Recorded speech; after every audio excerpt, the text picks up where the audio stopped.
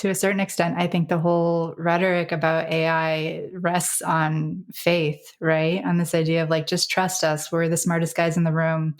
We're going to do this. We're going to deliver. And like, what are you going to deliver? Nobody can even articulate what it is that we're trying to solve.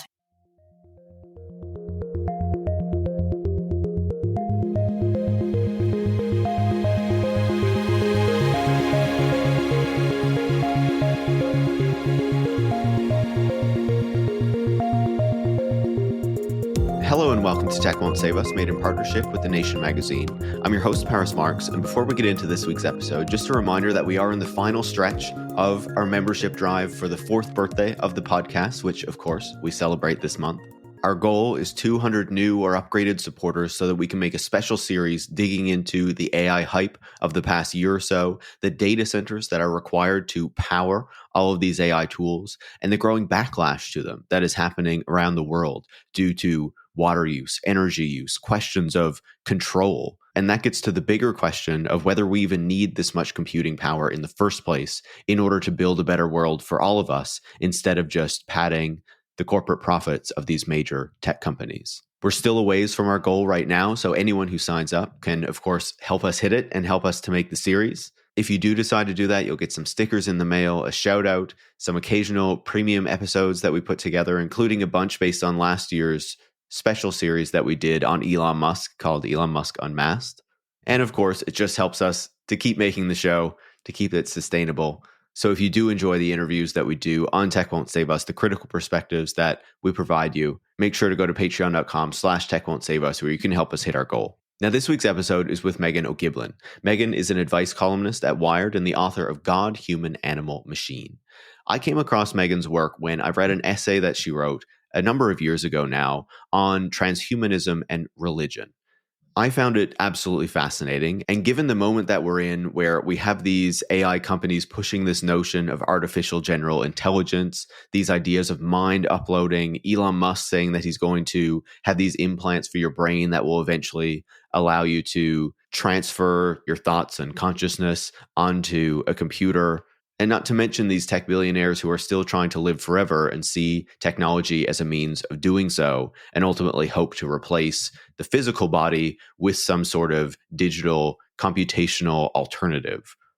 So given all of that, I thought it would be great to have Meghan on the show to talk about transhumanism, but also the very long history of religious ideas that bleed into the transhumanist thought of today, and that many of, the leaders of this movement will not acknowledge are actually there, right? Because as she explains, transhumanism doesn't just recreate these ideas of resurrection, but through a technological means instead of a spiritual one, it also even recreates Christian ideas of history and how history has evolved, but instead through this more technological and transhumanist lens.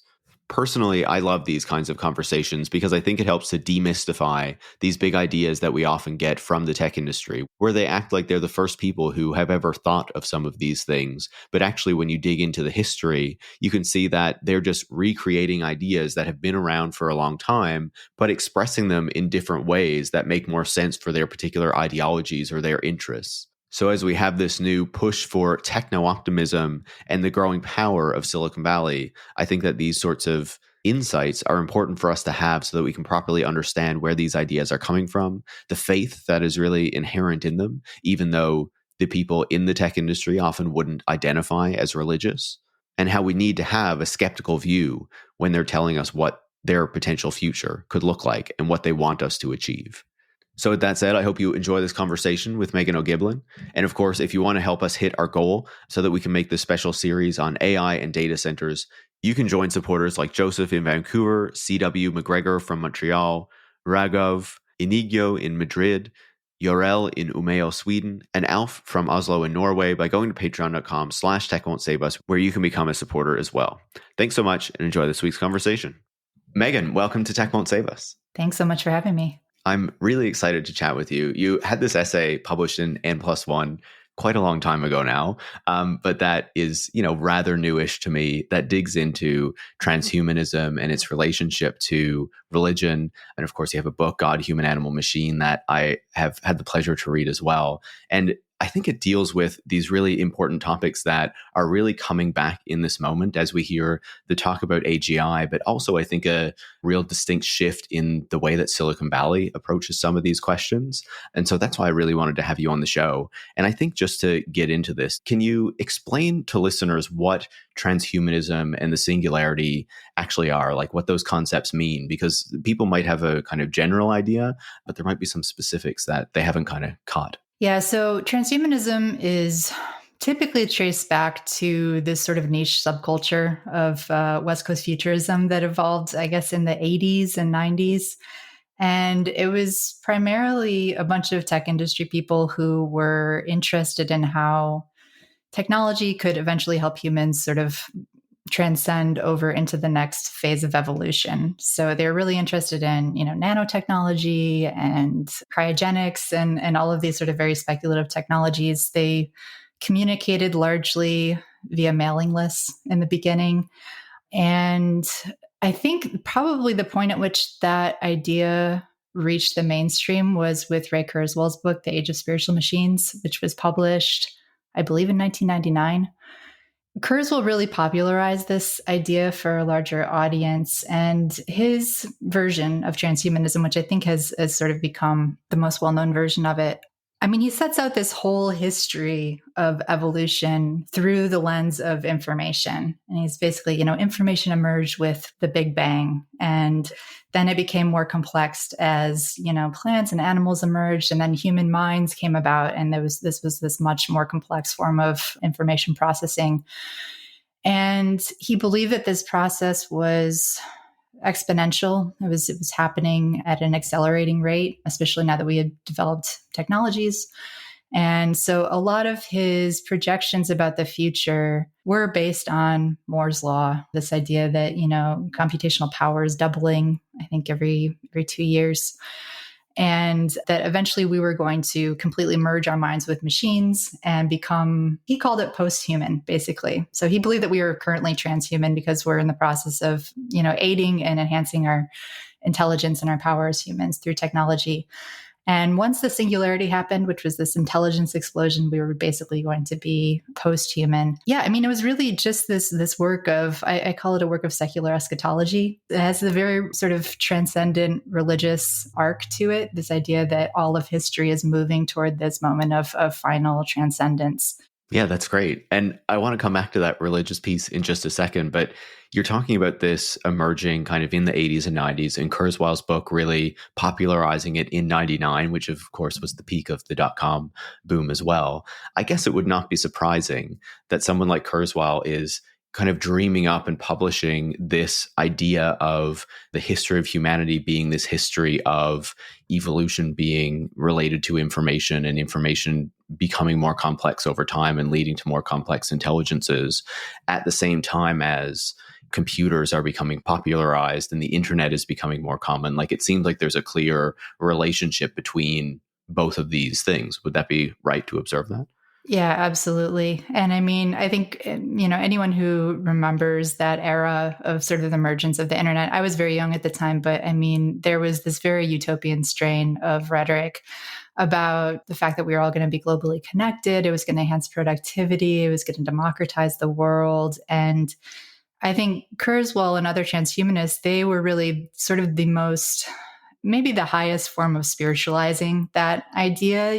Basically the whole transhumanist ideology rests on the idea that information is sacred, that sort of patterns of information are what's going to outlast us. He was really interested in mind uploading, this idea that all of our neural activity is just patterns that we can transfer to a computer and we'll be able to live forever.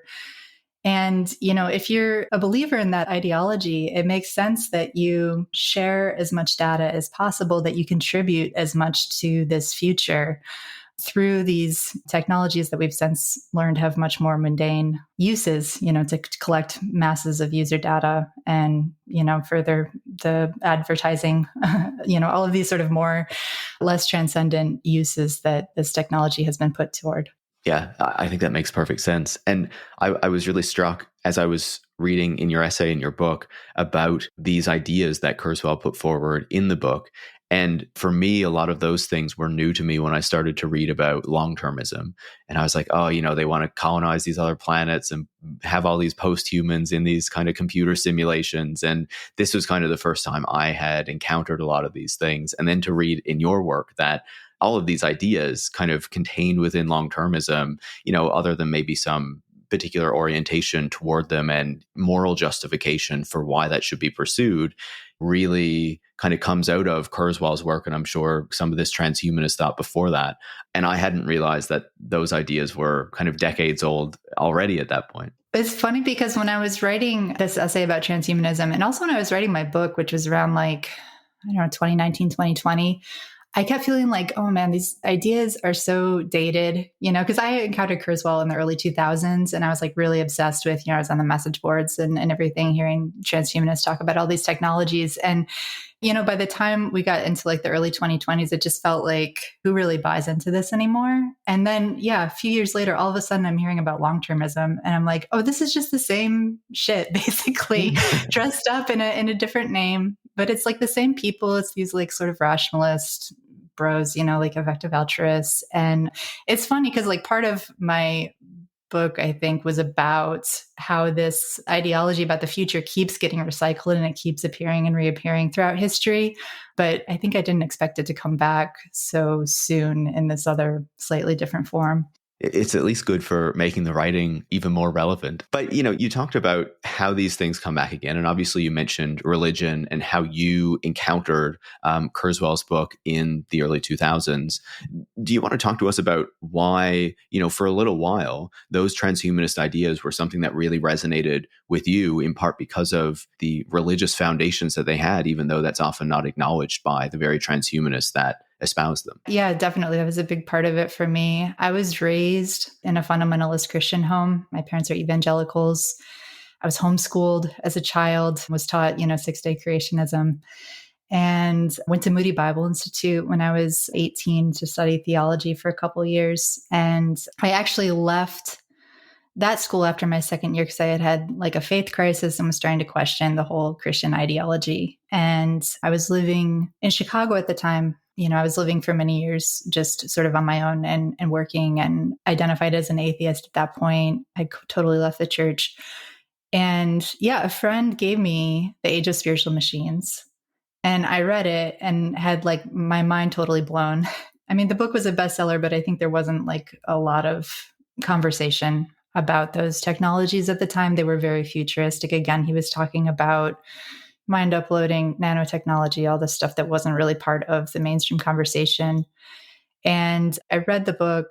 I was reading, a lot of these message boards online among transhumanists. And I think what really appealed to me, it took me a while to realize this, but like it was very much this like millenarian Christian narrative that was very familiar to me. I grew up thinking like we're living in the end times. Christ is going to return at any point.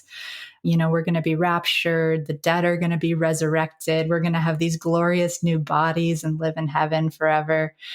And this was essentially what Kurzweil was arguing, but he, without any sort of appeal to metaphysics or the supernatural. In fact, I think the reason why it took me so long to like realize the parallels between them is that all of the transhumanists were also like vehement atheists and rationalists. And even like the histories of the movement, most of the people who are writing about the origins of transhumanism referred to Nick Bostrom's brief history of the movement, where he very much traced it back to the Enlightenment and, these very humanistic secular ideas.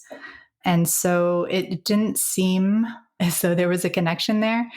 And it really baffled me for a while though, too, because I was like, why are, for example, like just getting into like the nitty gritty of these conversations about, for example, mind uploading, like there's this problem about continuity of identity. Right? If you were to, for example, transfer all of your neural patterns onto a supercomputer, or if you're to, even to replace like every part of your brain with a neural implant, is your consciousness still going to be there afterwards? Are you still going to be you?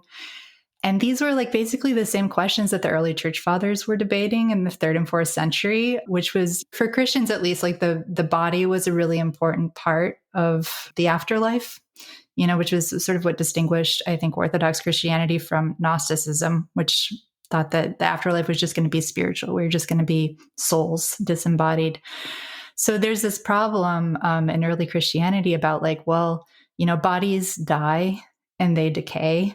So, what happens? How are all of those parts going to be resurrected? And how is the person going to be the same person in heaven? And the transhumanists at the time were using the same metaphors as the early church fathers too. Well, I guess one of the metaphors that Kurzweil uses in The Age of Spiritual Machines is this idea that consciousness is a pattern.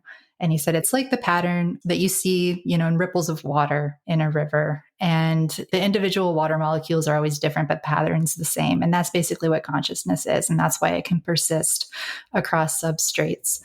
And this was the very same metaphor that the Origin of Alexandria used to talk about the Christian resurrection, where he said basically, yeah, our soul is a pattern and, our body is going to die and decompose, but basically the pattern is going to persist. And this is sort of how he reconciled Christianity with Greek thought. So these transhumanists are not reading, obviously, the early church fathers. Like, how did these same metaphors and these same ideas keep recurring? So part of the fun of writing that essay, which I didn't write until much later for N+1, was just like reading about this strain of Christian eschatology that I didn't know anything about because I had studied fundamentalist theology, which was very narrow. But there have actually been Christians throughout different points of history that have believed that resurrection could happen through science and technology, basically going back to, medieval alchemists who were trying to create an elixir of life that was going to make the person who took the potion have like a resurrected body, through like Russian cosmism. I wrote a little bit about this idea and the theology of Teilhard de Chardin. Yeah, there is this lineage, basically. And I don't know how in detail you want to get here, but like there is a way in which it connects directly to modern transhumanism. Like they basically took these ideas from Christian theology, stripped them of all the metaphysics, and created this sort of religion of technology out of it. Yeah, I did want to get into that because I find that absolutely fascinating, right? And one of the things that really stood out to me, and I can't remember if it was in a talk that you gave or in the book, but you were basically talking about how, there is this clear history that you can see, but when the transhumanists talk about, the history of the ideas that they're drawing from, as you say, they talk about the Enlightenment, or they go back to, say, Julian Huxley mentioning this for the first time, but there's this whole kind of religious history discussing all of these ideas that they leave out of those discussions. And I think it was in a talk you gave in Sweden, you basically said that in part that seems like a deliberate act, right? To make sure that this history is not known and is left out of the stories that they tell because they don't want this kind of relationship with religion to be part of the thing that they are engaged with and that they are talking about. Again, as you say, because a lot of them identify as rationalists and atheists and don't want to kind of pretend that they are engaging in these kind of spiritual or religious ideas. Can you talk about that aspect of it? And I guess rather than Huxley being the first person who talks about transhumanism, how this is something that exists before that as well? Mm-hmm. Yeah. So I can't remember if it was Bostrom or, it's a widely published origin where people say the first use of the word transhumanism came, and I think it was 1957 with, Huxley using it in a talk. And I had known that actually the first use of transhuman in English was in the translation of Dante's Divine Comedy. And it's in a passage where he's describing the resurrection. It's in the Paradiso. He's talking about ascending into heaven. And he notices at one point that his body is transformed into this, heavenly body. And he's trying to emphasize the fact that this is a singular moment, that nothing like this has ever happened before. And so to emphasize that, he makes up an entirely new word in Italian, which is transhumanar, translated basically in English to beyond the human.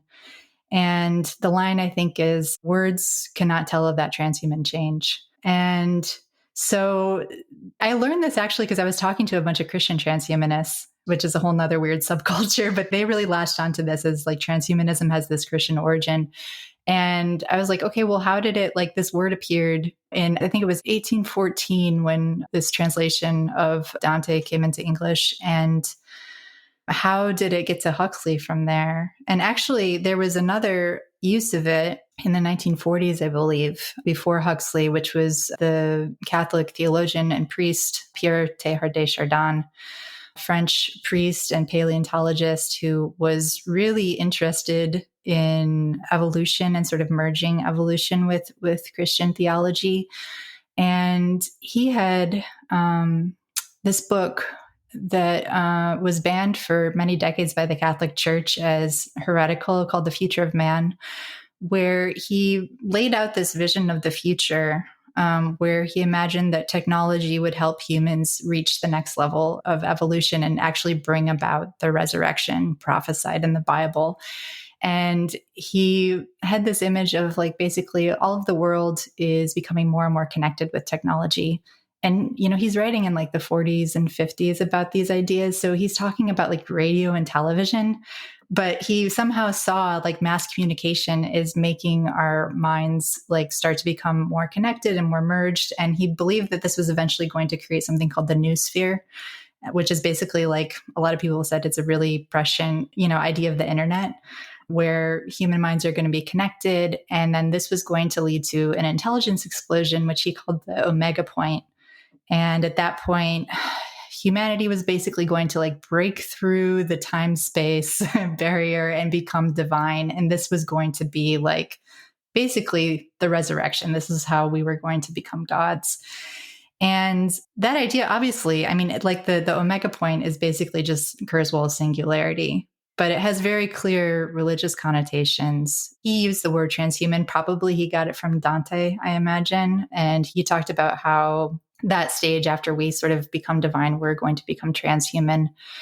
And Teilhard was friends with Julian Huxley, and, you know, they exchanged a lot of ideas. And so the thought seems to be that Huxley got that term from the priest, but again, just totally stripped it of its religious and theological meaning and created this secular idea of transcendence. And then from there, I think it's a pretty clear lineage to get to Kurzweil and contemporary transhumanists and long-termists. It's so cool to like see that history and see the relationships to it. And part of what made me really interested in the way that you were telling this and these connections that you were making was because I also read David Noble's book, The Religion of Technology, which goes into a lot of other aspects of what you were talking about, where, you know, there were these Christian theologians or Christians who really believed that science and technology would be, you know, a way to achieve these kind of Christian prophecies or stories or you know, however you want to talk about them.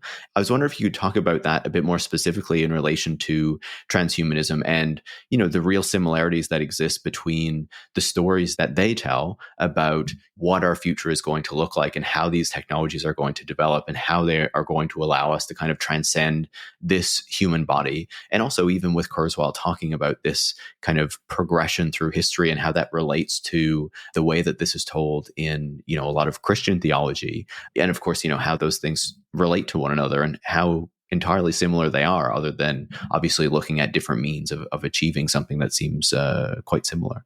Yeah, I mean, there's many different versions of the Christian historical narrative, I guess, in terms of like the end times and what that's going to look like. The version I was taught in the fundamentalist college that I went to was called Premillennial Dispensationalism. I mean, it's a very pessimistic view of history and of the future. The idea is basically that God reveals himself in distinct dispensations across history, and that there's sort of different ways in which we experience God throughout history, which is a little bit abstract. But the point is that like eventually all of this, everything that's happened in the past and everything that's happening in the present is leading to this redemptive narrative that's going to happen.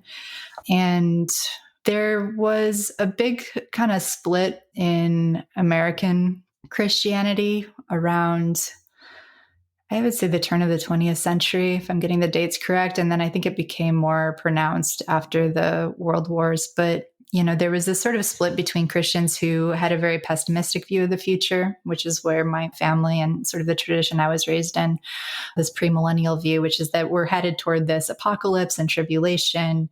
and, God is going to destroy the world. There's nothing we can do about it. And eventually, like, we're going to survive because we're the elect, right? We're going to get raptured and get to go to heaven. But it was basically this really dark idea of, history is on this downward spiral. And then there's also this post-millennial tradition of Christians that you see in like the social gospel movement that's more concerned with making life better here on earth, and this idea that we can sort of create maybe not heaven, but the sort of like millenarian utopia here on earth if we try to live out the gospel and actually help the poor and become socially engaged.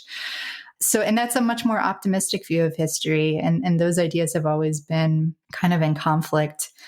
And I would say that like Kurzweil and people who are sort of techno optimists feel to me like a very, in a weird way, sort of like a post-millennial view, in that they believe technology is going to make things better. That's at least they at least pay lip service to that idea, right? It's going to extend our lives. It's going to take away suffering on earth. It's going to create medical advances. It's going to solve all of our problems. And then, there's this other very, dark side of the debate about the future and AI, which, is existential risk, which feels to me more like the pessimistic apocalyptic view. So yeah, it's interesting how those ideologies are playing out, and that's similar, in religious spaces and in secular spaces. It just feels like the same conversations to me. And it also feels like those two worldviews really feed off of one another. And at times, I think, prevent us from having more practical conversations about like the real world harms that the technologies are doing. Yeah, definitely. We're always focused on these, big, as you're saying, existential risks, especially when we're talking about AI in the past couple of years, where the focus is the AI going to be this kind of wonderful future for us, or is it going to end the world, rather than talking about, okay, how are these technologies being implemented now and what are the effects of them and what should we be doing to try to mitigate the negative impacts of that? But that gets distracted by the much bigger picture of, are the AIs going to kill us or enslave us or something like that, right?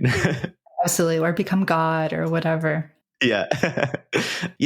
I know I found this fascinating that Kurzweil actually reached out to you after you wrote that N+1 essay. Did you get more insight into, how he thinks about this and his approach to it in that exchange? Or what more did you learn about how he sees transhumanism through that?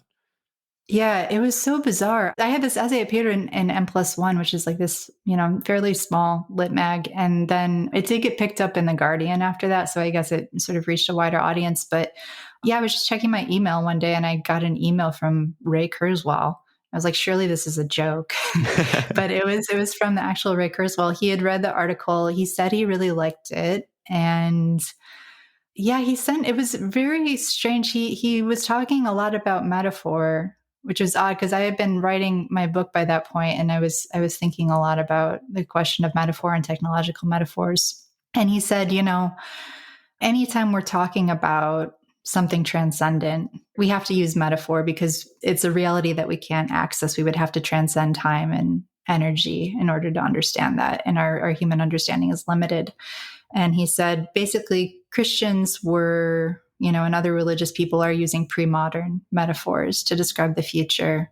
And I'm using technological metaphors. But basically, I don't think he said it exactly, but the implication is we're talking about the same thing. We're just using different language, which to me was really surprising and interesting. It was something that I had, sort of intuited from writing about this history. And it was also a little bit eerie given my religious background. I started to get, even doing this research years later, like a little bit conspiratorial, where it's like, how is it that these same ideas keep coming up? Like, is it true that like these, biblical prophets and early church fathers somehow had this like premonition of what was going to happen in the future through the technology and they just didn't have the language for it? But that's sort of what, if I'm understanding him correctly, I think that's what he was saying more or less, right? That we're all just sort of trying to describe something that's going to happen in the future that we don't understand yet. Yeah. And then he offered to send me some of his books in the mail, and he sent me a signed copy of The Age of Spiritual Machines, which was kind of cool to get. But yeah, that was the only correspondence I've had with him. Do you still have the book? Yeah, I do. And he inscribed it. He said, Megan, enjoy The Age of Spiritual Machines. But it wasn't like capitalized or underlined or anything. So it was just, you could read it in sort of different ways. It's fascinating. I love that when I was reading through the book. But I think that point around metaphor is actually really fascinating, right? And you dig into this a lot more in your book, because I feel like time and again, we encounter these metaphors for many things in the world, but in particular, I think with these sorts of discussions for how the mind works or how the body works, where they're often related to technology or, the things that, are really important to how we experience the world, right? If you think back to like the Industrial Revolution, when we often thought of how we worked as being kind of like a machine, right? And kind of the cogs that kind of worked within us. And now how we see these metaphors that treat the human or treat the mind as though it's a computer or as though it's some sort of digital technology. And we work in kind of a similar way to that, which of course feeds into these transhumanist ideas. I wonder what you make of those metaphors and how they affect how we see ourselves and the world around us. Yeah. I mean, I was interested in that question of like, where do we get this idea? And, this is something I think everybody just intuitively assumes today, is that their mind is a machine in some way or a computer. And we defer to it in everyday language. If you say, oh, I have to process something, that's using metaphorical machine language. And like you said, these are very old, these metaphors. If you want to go back to like ancient Greece, you have this idea that the soul is like a chariot, and then all throughout the Industrial Revolution, these sort of mechanistic metaphors for the body or the mind.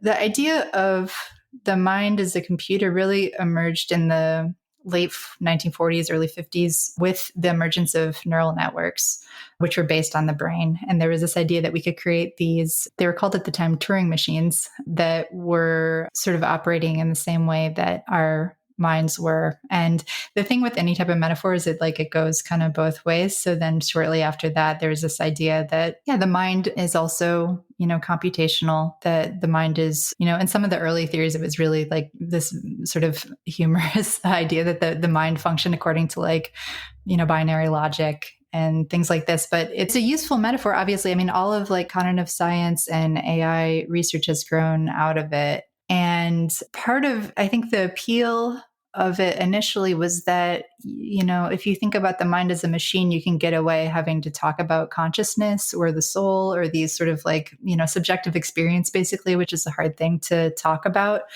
from a third person point of view of science. And, I think that what's interesting to me about it, though, is that there's a point at which, because there's sort of like a dualism built into computers. We have like software, which is just information. It's disembodied. It's not matter or energy. And then you have hardware. There is like this kind of weird mind-body dualism built into it, where you can think about things like mind uploading, like, oh, is it possible if my mind is just information, can that somehow be extracted from my body and, travel to this other kind of substrate? The irony for me when I was writing about this is like this metaphor emerged as a way to get around metaphysics and have this like fiercely materialistic idea of the mind. And it somehow, the metaphysics snuck back in there, where, if you look at Kurzweil or sort of any of these people who are interested in these futuristic technologies, it's almost like information has become a metaphor for the soul. It's something that's going to persist after we die. It's indestructible. It's immortal. Yeah, it's very strange to me how that happens, but also like very understandable. I think that dualism, I mean, that's like a cognitive bias that's very deep in us. Like it's in children. It's like, anthropologists have studied it in cultures all over the world. And I think that it's natural that we extend that bias when we're thinking about our technologies also.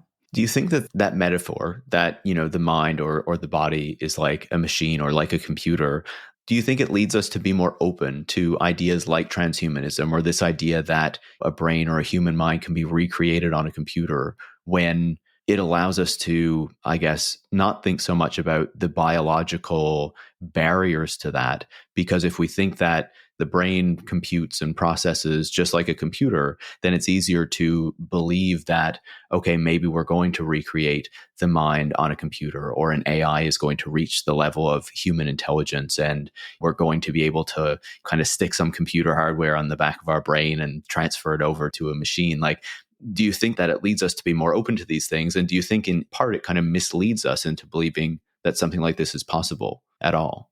Definitely. Yeah. I mean, I think this is the whole idea of like functionalism, which is just that it doesn't really matter what the material is so long as the parts are doing the same work, right? If you have a biological brain or if you have a computer, you could presumably have consciousness emerge out of silicon the same way from a human brain. And I think most people like intuitively feel like there's something that's missed there, but I think it also ignores the fact that like we all evolved together through, millions of years of evolution, and like whatever is evolving in machines is the type of intelligence that's evolving is not anything like what the sort of experience that we have of the world.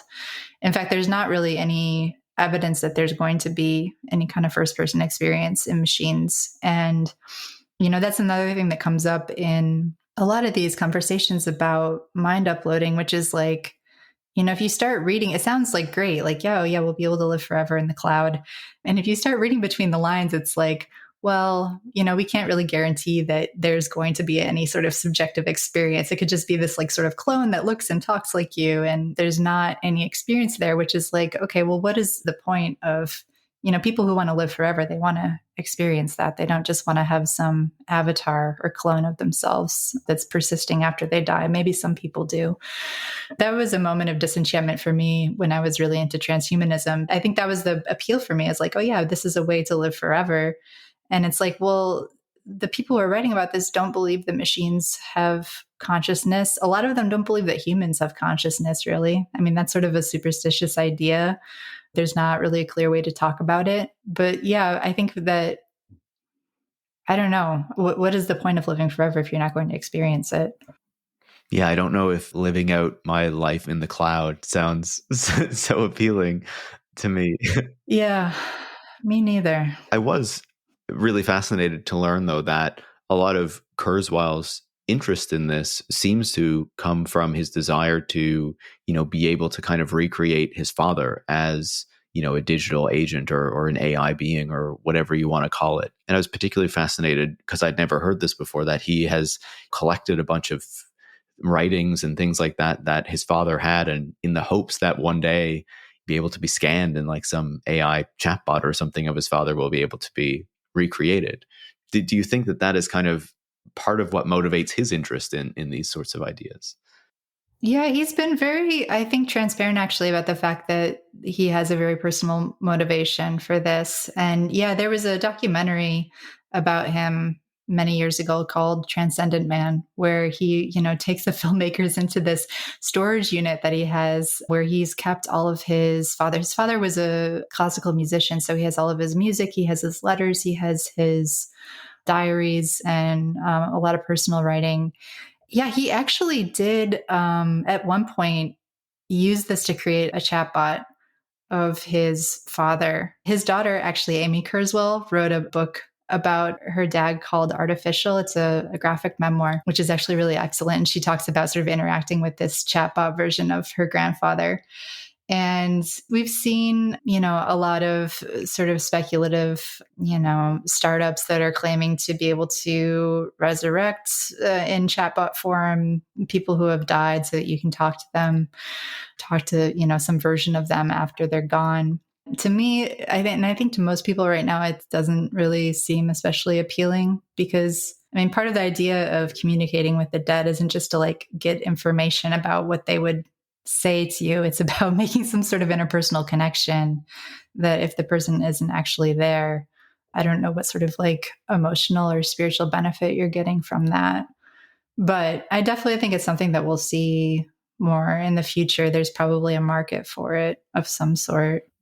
Yeah, I definitely think so. And I think we're already seeing it. I was reading a story the other day about how in China, I believe they're already kind of making chatbots or something like that of the dead. And, I'm sure it's happening here as well to a certain degree too. We're already reading about AI girlfriends. So I'm sure AI dead people is something that some companies are working on. Next frontier. Yeah. Yeah.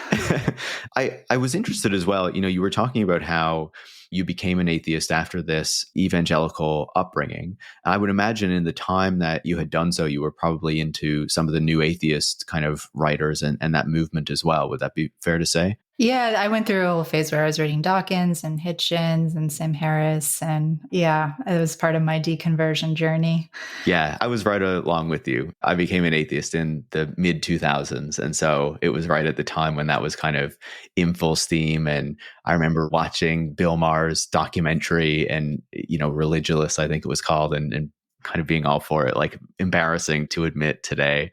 But, reading the Dawkins and the Hitchens and all that sort of stuff too.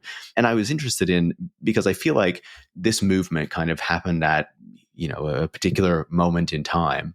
But we've seen, even as, new atheism as a movement has kind of faded off, it feels like a lot of those figures have continued along and now are kind of key parts of this right-wing movement that is increasingly popular in the tech industry as well. People like Sam Harris and Dawkins comes up as well.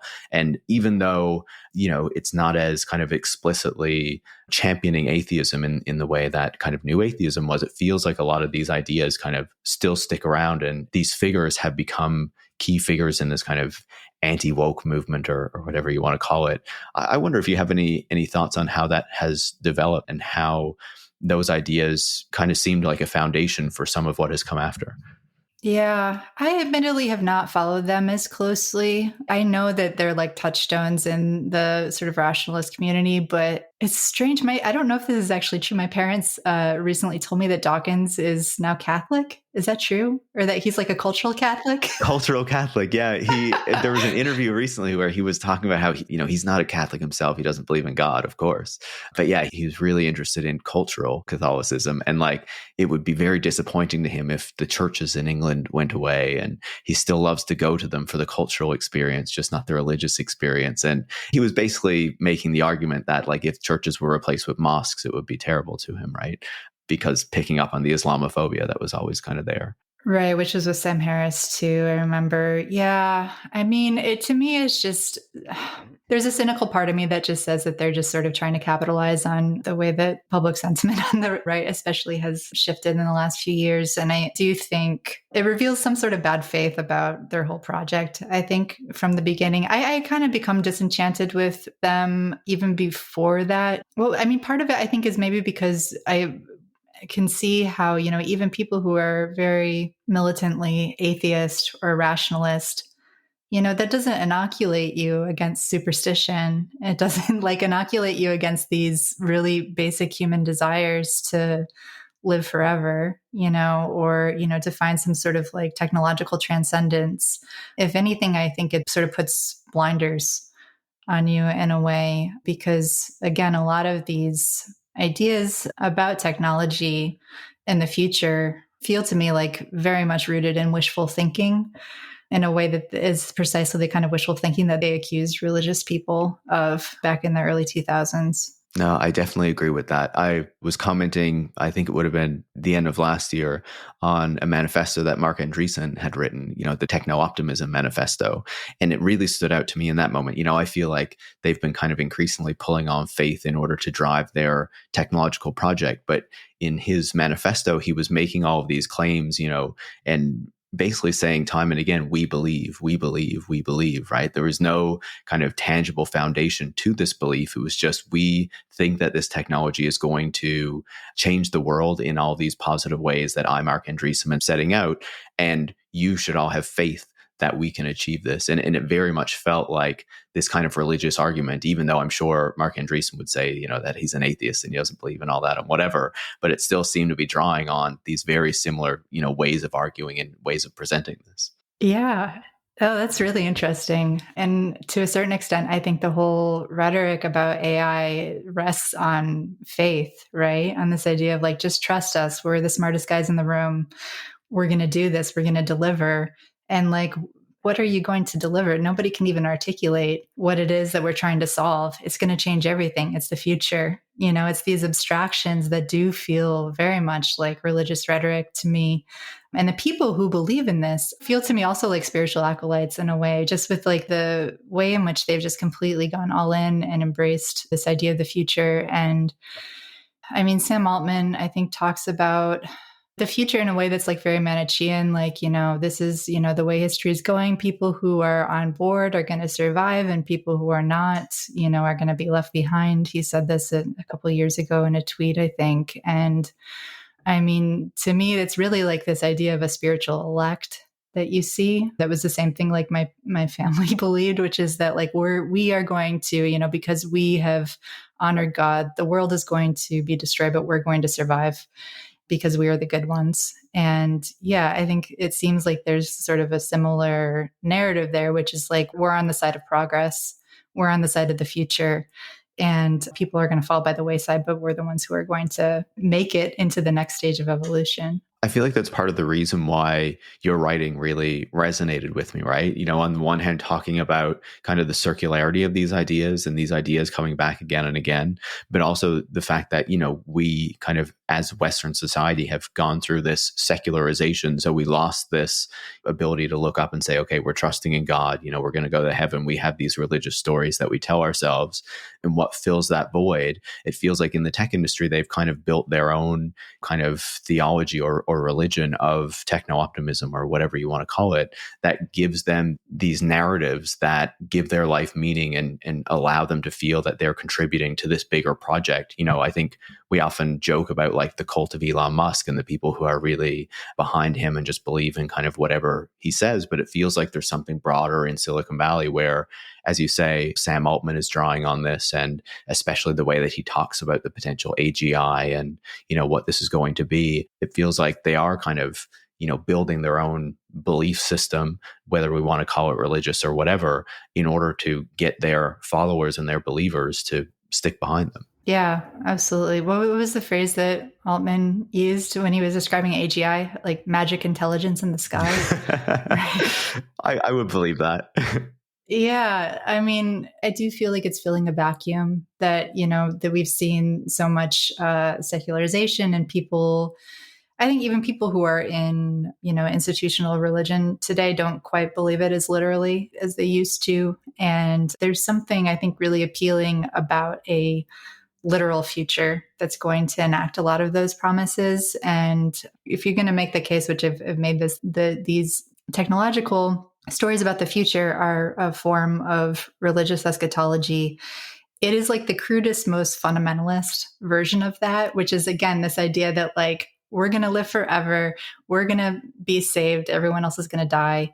And there's this whole other tradition of Christianity that I really respect and that is not part of this at all, which is that like, we are fallen human beings. We have limitations, and there's something beautiful about that. And like Christ came to earth to take human form, to like take part in our suffering. And I think like the social gospel movement was really, really grew out of that. And that's something that is, I don't know, to me, it seems like that could actually provide maybe a counterpoint, maybe not necessarily a religious narrative, but just this idea of like finding something positive in our human limitations, in the fact that like, yeah, we're not going to live forever. We're going to die. And there's something tragic and maybe beautiful about that.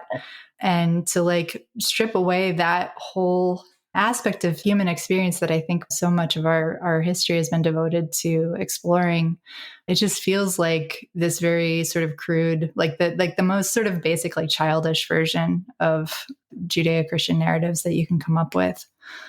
I feel like based on what you're describing, you almost see that in some of the backlash to these ideas, right? That you have the Altman saying we're going to build the AGI and, the AI is going to take care of everything and do all the jobs and whatever. And you have the Musks saying, okay, we're going to go colonize another planet and we really need to be focused on all this, the real long-termist ideology that we sacrifice in the present. Maybe we don't pay attention to global poverty or we let climate change get worse than it would otherwise be because we need to be focused on this long-term future rather than addressing, the here and now. And I feel like there's a growing number of people who say that makes no sense. We should be caring for this planet and the people who are on it instead of going after your kind of wild technological fantasies, which sounds a lot, more similar to the kind of social gospel thing that you're talking about there. Yeah, definitely.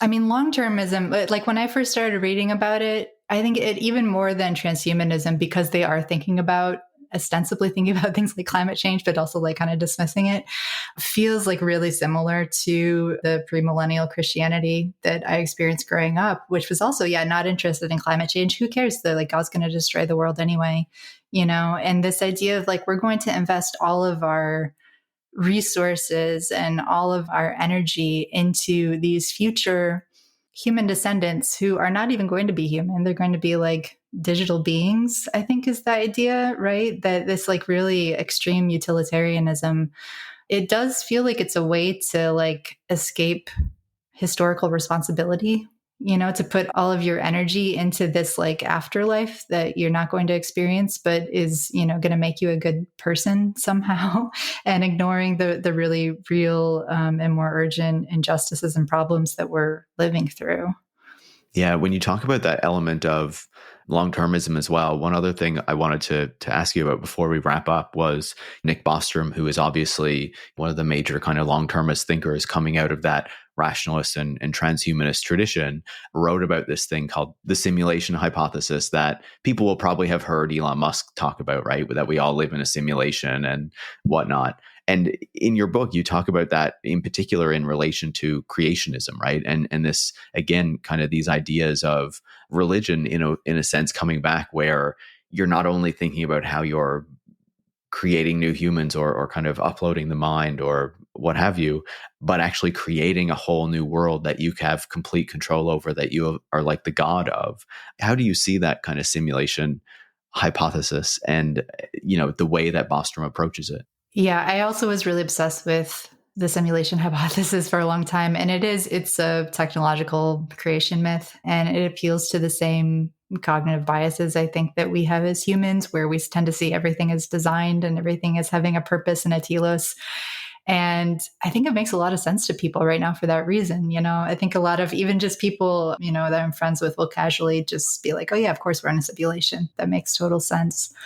And I think it's also appealing because you can think about an afterlife, right? Maybe if we're just software, we're not going to just die and be done with ourselves. Maybe we'll be extracted and put in another simulation at some point. It also makes, the world seem like it has meaning and purpose, that it was designed by maybe some sort of benevolent engineer. The funny thing is it doesn't really explain anything in terms of like where the world came from, because presumably whatever civilization created us, where did they come from? It's like you can keep going back and back and back. So it has definitely become very popular, thanks to Bostrom and a lot of other people who've written about it. Yeah. And, you even see the pop culture depictions of it where, like that Black Mirror episode, San Junipero, where these people basically die and then are able to kind of live in the simulated world for as long as they want, I guess. Yeah. And how these things tend to come up time and again.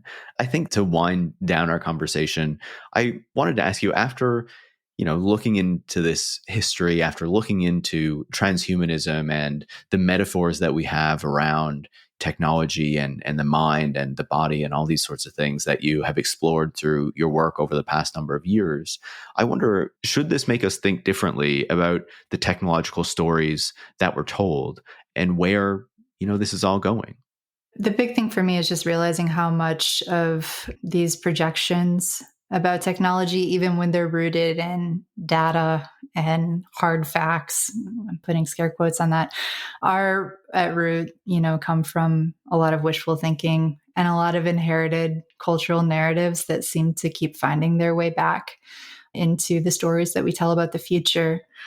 And, I think the thing that I've seen through a few, I'm old enough now, I've seen a few cycles of technological utopia with the rise of the internet, with the rise of social media. This is going to, topple autocratic regimes. And there's always this sort of very utopian and I think also very spiritual dimension to those stories. The people who are telling them believe them to some degree, but they're also used to get us on board.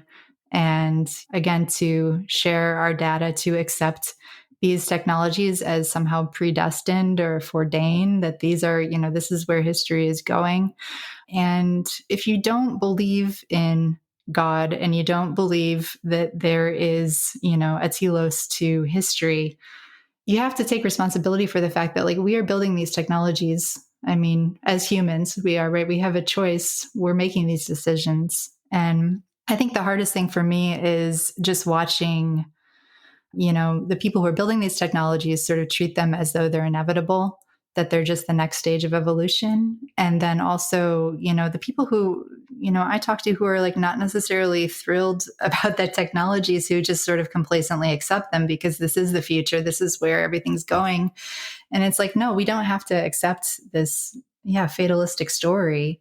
If it's true that we're really directing our evolution or directing, technology, then we have choices to make. I think it's so important to, recognize these histories of these technologies and where so many of these ideas come from, especially in this moment, because of, the way that these people who rule the tech industry are using them and are deploying them in order to, try to carry out particular futures.